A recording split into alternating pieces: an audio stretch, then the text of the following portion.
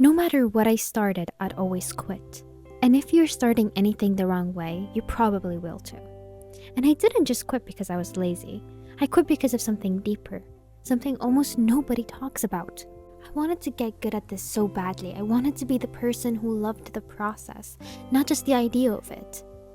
But every time I even thought of starting, whether it was art, coding, working out, even small daily tasks, with this invisible weight dropped on me. My body would scream no before I even moved. I couldn't explain it. And when I delayed or avoided it, the guilt only grew. Self-hatred crept in, resentment, not just of the task, but of myself. Even distractions wouldn't work, because deep down, I wanted to be doing something I love, but I couldn't get myself to move. It made me feel broken, watching everyone just breeze through what I couldn't even start. So I tried all the usual advice gurus give you. Just start, make it aesthetic, stack the habits, add rewards, fake it till you make it. They helped for a while. But when things got hard, I still deep down wanted to quit. I was forcing it. I was balancing on the edge of burnout and calling that discipline. One night I was reading the book Mastery. It started talking about Leonardo da Vinci, and something in me cracked open. This man wasn't just a genius. He chose to live with curiosity instead of pressure. He dissected bodies, sketched for joy. He lingered in questions. He didn't just create for results, he created for connection. And I realized, maybe he felt resistance too. But he didn't fight it with willpower, he transformed it into wonder. So here's what changed everything for me and how I finally fell in love with the process. Build momentum through curiosity, not force. Momentum isn't about grinding every day.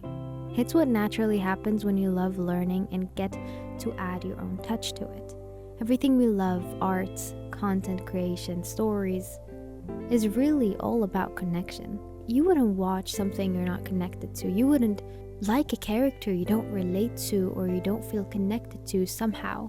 Character that doesn't even show any struggles, that's always perfect, or a character with no story. Wouldn't be a character, it would just be nothing.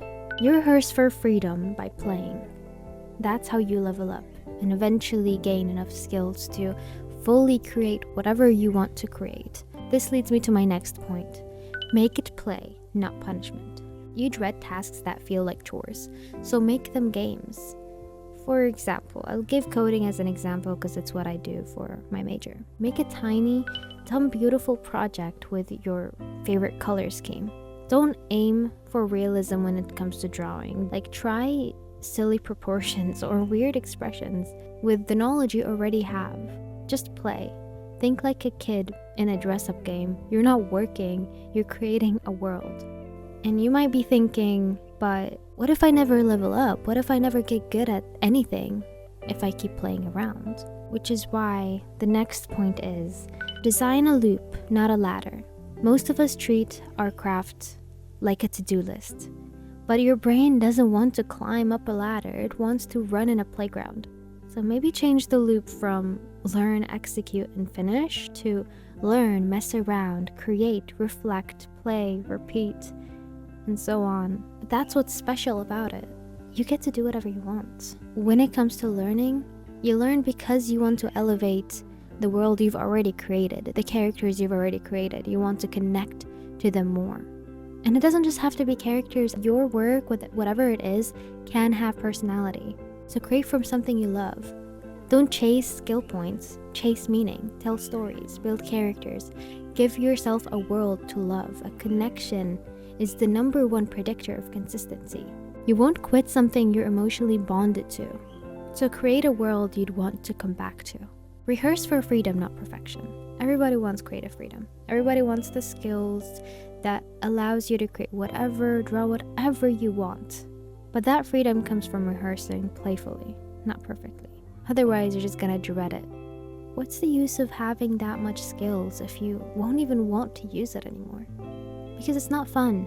You would lose the chance to have a magical process. You would lose the chance to have a journey to talk about, to be proud of. You'd lose the history of your characters, what they were and what they became, what they are and what they're becoming. You'd lose the moments of actual creation. So you do not need to be perfect. You need to keep showing up. Let play guide your practice. Let curiosity decide what to try next and what to learn next. You don't fall in love with the process because you're the best. You fall in love with the process because you care. Da Vinci once said, just as a well-filled day brings a blessed sleep, so a well-employed life brings a blessed death. Do not build a meaningful life by grinding harder. We build it by choosing wonder every messy step of the way.